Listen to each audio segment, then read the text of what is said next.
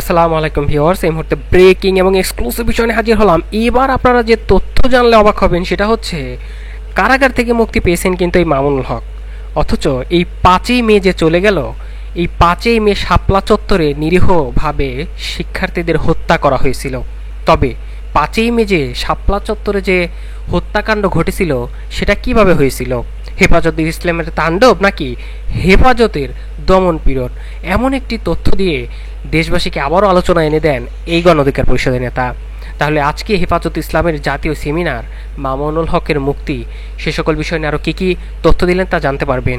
এবং আজকে প্রমাণ হয়ে যাবে যে আসলে সেদিন কি ঘটনা ঘটেছিল, সরকারের বা দোষ কোথায়, এবং মামুনুল হকরা কি করতে পারেছেন। এ সকল বিষয় নিয়ে কী তথ্য দিলেন, সেই ভয়াবহ তথ্য বা সেই কালো রাতের তথ্য আপনারা জানতে পারবেন এই নেতার কাছ থেকে। এবং সবশেষে আপনাদের মাঝে তুলে ধরবে মির্জা আব্বাস যে তথ্য এবার দিলেন সরকারকে, ফাইনাল হুঁশিয়ারি বার্তা তিনি তথ্য দিলেন। এই সরকার দেশটাকে বেপরোয়া গতিতে নিয়ে যাচ্ছে এবং ভোটাধিকারও হরণ করেছে। যে কারণে দেশকে স্বাধীনত করা হলো, সেই গণতন্ত্রে আজকে এই দেশে নেই, ভোটার দিতে পারছে না মানুষ। এ সকল বিষয় তুলে ধরে এবং এই সরকারকে কীভাবে পতন ঘটানো যায় তারও কিছু তথ্য দেন। আরও কী কী তথ্য দিয়ে হুঁশিয়ারি বার্তা দিলেন তা জানতে পারবেন ভিডিওর শেষ অংশে। এবং তাদের লক্ষ্য কি, আগামীতে কীভাবে তার সরকারের পতন ঘটাবে সে বিষয়ে কী তথ্য দেন জানতে পারবে।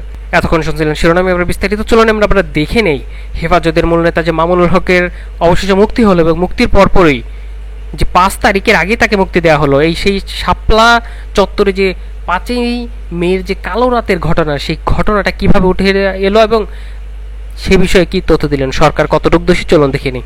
অবশ্যই এই বিষয়ে আপনারা মন্তব্যে জানাবেন কতটুকু সরকার দোষী, অথবা অন্য কেউ থাকলে তাও কমেন্টে জানাবেন। ঐতিহাসিক শাপলা চত্বরে যে তাণ্ডব লীলা চালানো হয়েছিল, এটি নিয়ে অনেকেই অনেক মতামত দেন, অনেকভাবে ব্যাখ্যা করেন, অনেকেই অনেকভাবে এটাকে বিশ্লেষণ করার চেষ্টা করেন। তবে আমি আশ্চর্যান্বিত হই যে বাংলাদেশের কিছু তথাকথিত মিডিয়া, এদেরকে আমি গণমাধ্যম বলি না, এরা আসলেই বাংলাদেশের তথাকথিত মিডিয়া।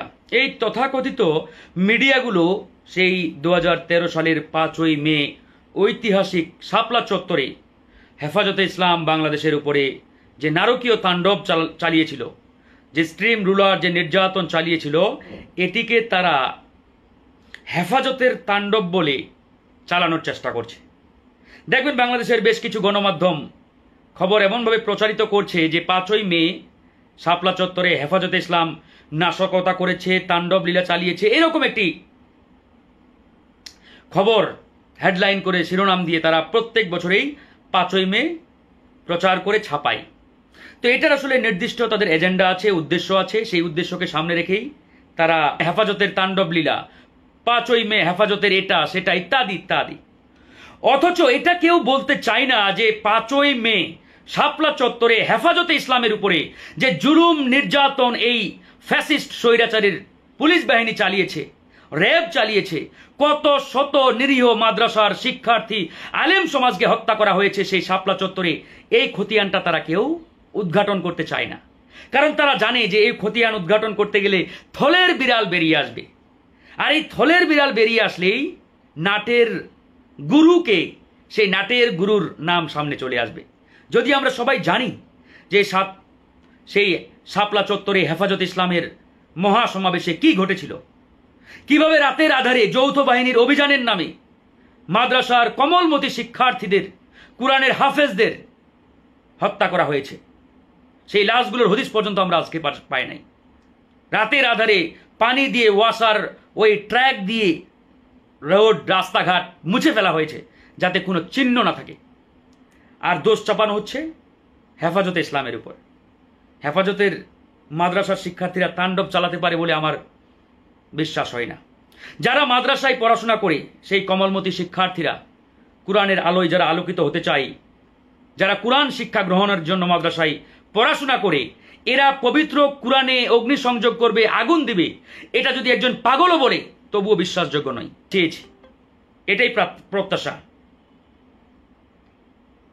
কারণ প্রত্যেকটি জিনিস আপনাদের বুঝতে হবে, যেখানেই ঘটনা সেখানেই আপনাকে দাঁড়াতে হবে। ফ্যাসিস্ট শক্তির ভয়ে দমে গেলে চলবে। বেশ কিছু ভালো কাজও, আর আমি আপনি এই প্রোপাগান্ডার বিরুদ্ধে যদি সঠিক তথ্য, সঠিক মেসেজ জনগণের সামনে উপস্থাপন না করতে পারি, তাহলে তো আমরা ব্যাকফুটে চলে যাব। কারণ একটা প্রবাদ রয়েছে যে 100 বার যদি আপনি একটা মিথ্যাকে বারবার বলতে থাকেন, তাহলে সেটা একসময় জনগণের কাছে সত্য বলে প্রতীয়মান হয়, এটাই স্বাভাবিক। তো আজকে আওয়ামী লীগের এই প্রোপাগান্ডা মেশিনগুলো সেটাই করছে। তারা মিথ্যাটাকে বারবার সত্য বলে প্রচার করতে করতে দিন রাত 24 ঘন্টা তারা কিন্তু জিকির গুনতেছে। আর আমি আপনি সেই সত্য তথ্য, নিউজ, ইনফরমেশন জনগণের কাছে পৌঁছাতে কতটুকু সোচ্চার, কতটুকু কাজ করছি, এটাও কিন্তু। তা না হলে আজকে কিভাবে হেফাজতে ইসলামের উপরে যে জলম নির্যাতন, যে তাণ্ডব লীলা চালিয়েছে সেই 5ই মে, সেটাকে উল্টিয়ে তারা এখন হেফাজতের তাণ্ডব বলে চালানোর চেষ্টা করছে। এবং সবশেষে তুলে ধরতে যাচ্ছি মির্জা আব্বাস, তিনি এবার বিএনপিকে নিয়ে কড়া কিছু তথ্য দিলেন, সে সাথে সরকারকে ফাইনাল কিছু তথ্য দেন। আরও কি তথ্য দেন এবং এই সরকারের মেয়াদ শেষ হয়ে যাচ্ছে এমন একটা আভাসও দেন তিনি। আরও কি বিষয় তুলে ধরলেন, চলুন দেখে নেই এই মির্জা আব্বাসের কাছ থেকে। যারা করে তাদেরকে সেলিউট দেন। এই হলো বাংলাদেশ, এই হলো বাংলাদেশ। আজকে বাংলাদেশে কি করুণ অবস্থা, এটা আওয়ামী লীগ ছাড়া বিশ্বের সকলেই জানে এই বাংলাদেশ কি দুরবস্থার মধ্যে আছে।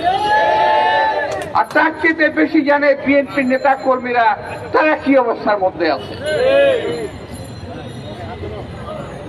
আমি তো একটা এলাকায় থাকি শাহজাহানপুরে, কম বেশি 50 থেকে 100 অভিভাবক, স্ত্রী, সন্তান, সন্ততি আমার কাছে আসে। কেউ বলে আমার বাবা জেলে, কেউ বলে আমার সন্তান জেলে, কেউ বলে আমার স্বামী জেলে, কেউ বলে আমার ভাই জেলে। কতজনের জন্য কথা বলবো, কতজনের জন্য সান্ত্বনা দেব? যদি আমি বন্ধুদের লিস্ট একটা করতে বলি নাই, আমার মনে থাকবে না এত নাম। আমাদের অনেক নেতা এখন স্বেচ্ছায় কারাবরণ করেছে, আর আমাদের মতো বহু নেতা কিছুদিন আর কারাগার থেকে মুক্তি পেয়েছে। ভাগ্যের কি নির্মম পরিহাস, এই দেশ স্বাধীন করেছিল শহীদ রাষ্ট্রপতি জিয়া রহমান, তার দল বিএনপি। সেই বিএনপি নেত্রী, দেশ নেত্রী বেগম খালেদা জিয়া আজকে গণতন্ত্রের জন্য যুদ্ধ করতে করতে মৃত্যুর মিছিলে সামিল হয়েছে। এখন আল্লাহ জানে কদিন পর তার কি হয়, তাকে বিদেশে যেতে দেওয়া হচ্ছে না। আমরা কতবার বলেছি দেশ নেত্রী বেগম খালেদাকে মুক্তি দিয়ে অথবা চিকিৎসার জন্য বিদেশে পাঠান। ওনার অবস্থা বেশি ভালো না। ওনারা বলছেন আইন নাই। কেন আইন থাকবে না? কেন আইন কি মানুষের জন্য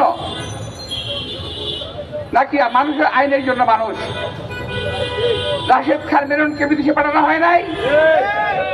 আসম আব্দুর রহমানকে বিদেশে পাঠানো হয় নাই? শহীদ রাষ্ট্রপতি জিয়া রহমান, দেশ নেত্রী বেগম খালেদা জিয়া ওদেরকে বিদেশে পাঠিয়েছিলেন। আসম আব্দুর রহমানকে বন্দী অবস্থায় বিদেশে পাঠিয়েছিলেন, আর রাশেদ খান মেননকে পাঠিয়েছিলেন আজকে দেশ নেত্রী বেগম খালেদা জিয়া। প্রিয় ভাইরা, আজকে তারা বলছে দেশ নেত্রী বেগম খালেদা জিয়াকে বাইরে পাঠানো যাবে না, অর্থাৎ তাকে হত্যা করতে হবে এবং এমনভাবেই করতে